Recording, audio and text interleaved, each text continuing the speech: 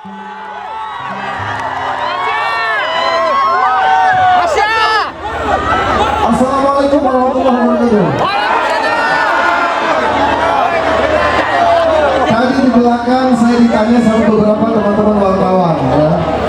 Di belakang tadi Ungu ditanya sama beberapa teman-teman wartawan. Katanya apa pendapat Anda tentang Medan? Katanya begitu.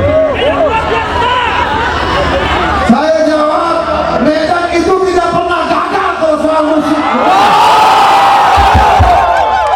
Sepanjang yang Ungu tahu, sepanjang yang Ungu paham, kalau bicara tentang musik, bicara tentang tertib, Medan tidak pernah gagal. Dan mereka bilang, bagaimana pendapat Pasya tentang malam ini? Saya bilang memang malam ini sudah cukup ditunggu-tunggu oleh masyarakat Medan, betul nggak? Kita harus bergembira, betul apa tidak? Sudah lama kita menunggu momentum ini, betul apa enggak? Boleh kita sia-sia?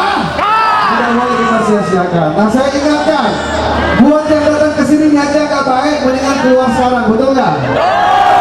Yang datang ke sini niatnya nggak baik, mendingan